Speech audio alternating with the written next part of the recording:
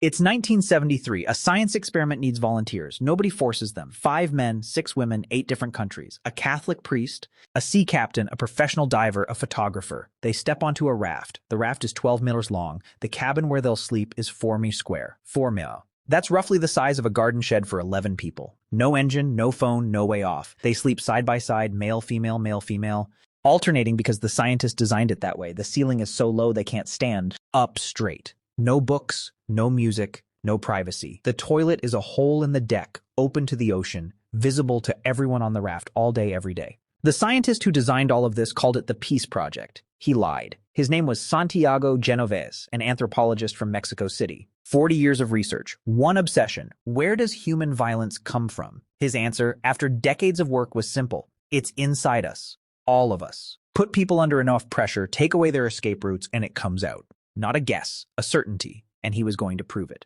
Before anyone got on the raft, Genoves ran extensive psychological tests on every participant. Medical profiles, psychiatric evaluations, personality assessments. The results described Genoves himself as authoritarian, intolerant, immature, and infantile. He went anyway. He selected 11 people specifically for maximum friction. Different religions, different races, different languages, different everything.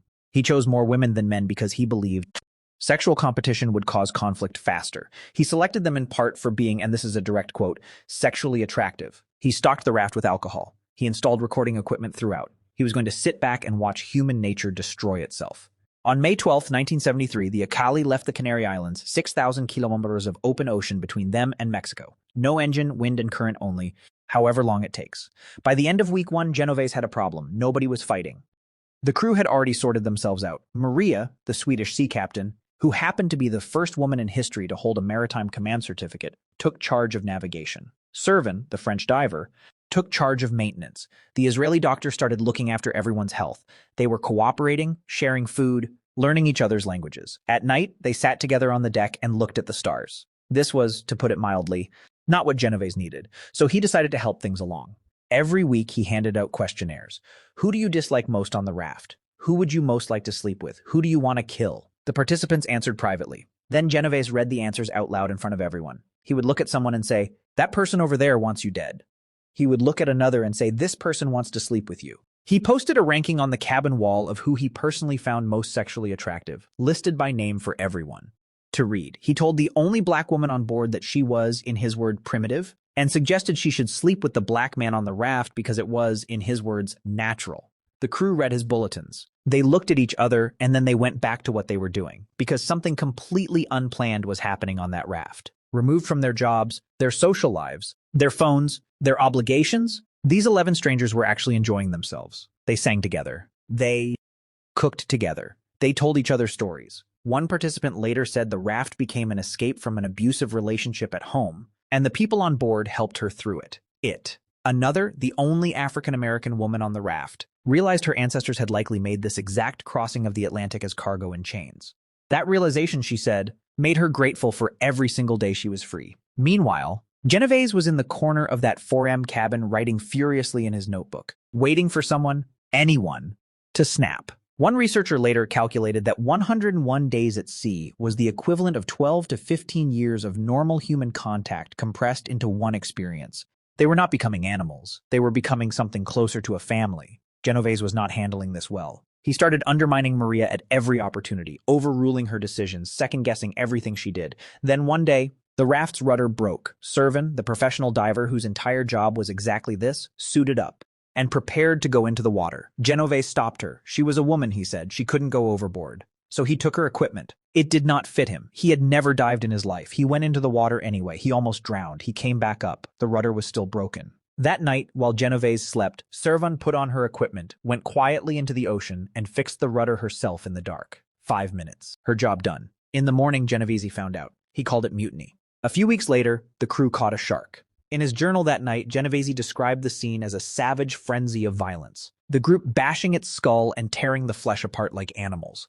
The film footage from that day shows them calmly cutting up dinner. At this point, the crew had started having their own quiet conversations, not about each other, about him. Some of them, seriously, not as a joke, began to discuss whether Genovese might simply disappear over the side one night, whether it could look like an accident. They decided against it, which honestly was very generous of them. Then came the hurricane. As the Acali entered the Caribbean, weather reports warned of a major storm directly in their path. Maria made an immediate call. They needed to find shelter. The raft would not survive what was coming. Genovesi said no. He physically removed Maria as captain, made himself captain instead. A storm, he argued, was exactly the kind of extreme condition that might finally trigger the violence he had been looking for months.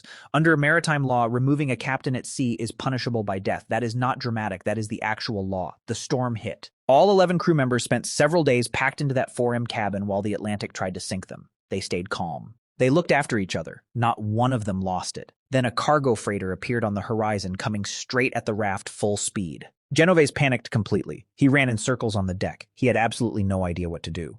Maria, the captain he had just removed, stepped forward calmly, organized everyone, and used flares and signals to divert the ship at the last possible moment.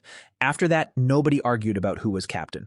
On August 20th, 1973, the Acali reached Cozumel, Mexico, 101 days after they left. By that point, Genoves had spent the final weeks below deck. The papers had started calling the experiment the sex raft. His university had publicly cut all ties with him. He stopped writing, stopped giving questionnaires, stopped taking notes. He was sick, according to his own account. The medic on board, who was also a participant, said he was almost certainly faking it for attention. The crew celebrated without him. They swam, they laughed, they cooked together. In a quiet moment below deck, Genoves opened his journal. He wrote one sentence.